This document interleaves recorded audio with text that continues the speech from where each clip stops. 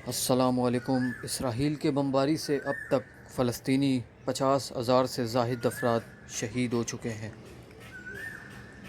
गजा में इसराइली दरिंदगी पिछले 1.5 साल से जारी है, मगर पिछले 3-4 रोज से गजा से निहत्ते शहरियों की अमवात के हौलनाक दास्तानें और मनाजिर सामने आ रहे हैं। इस वक्त गजा के शहरियों को बैक वक्त कई आफात का सामना है। एक तरफ इसराइली फौज है तो दूसरी तरफ भूख और प्यास, और बदकिस्मती से ये सारे रास्ते फलस्तीनियों की नस्लकुशी की तरफ जाते हैं।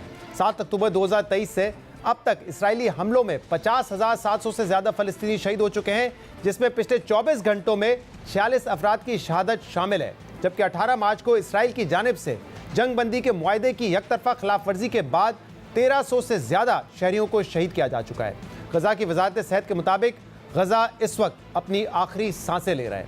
तशवीश की बात यह है कि इसराइल ने पिछले 1 माह से ज्यादा अरसे से गजा जाने वाले इमदादी काफिलों पर मुकम्मल पाबंदी लगा रखी है, जिसकी वजह से गजा में गजा की शदीद किल्लत है और खुराक के इस बहरान के बायस दर्जनों बच्चों की भूख से अमवात की खबरें सामने आ रही हैं। गजा में इस वक्त ज़मीनी सूरत हाल क्या है? अल जज़ीरा के साफ़ी ने कल अपनी रिपोर्ट में इसकी तफसीलात बताई थी। साफ़ी हानी महमूद बता रहे थे कि मौत फ़लस्तीनियों के बहुत करीब आ चुकी है। गजा में कोई महफूज जगह नहीं है। इसराइल की गजा में बिला तफरीक बमबारी के हौलनाक और नाकाबिले यकीन मनाजिर भी सामने आ रहे हैं। ये वो मनाजिर हैं जो शायद आज से पहले इंसानी तारीख में कभी ना देखे गए हों, और पूरी दुनिया ये मनाजिर सिर्फ देख ही रही है।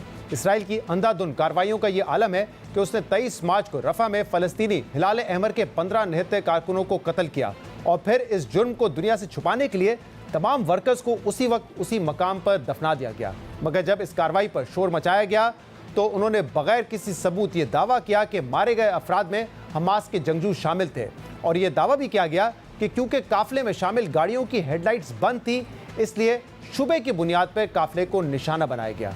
मगर कल न्यूयॉर्क टाइम्स ने इस वाक़े की मोबाइल वीडियो जारी की, जिसमें यह वाज़े देखा जा सकता है कि गाड़ियों की लाइट्स भी ऑन थी और हिलाल अहमर के वर्कर्स भी गैर मुसल्लह थे।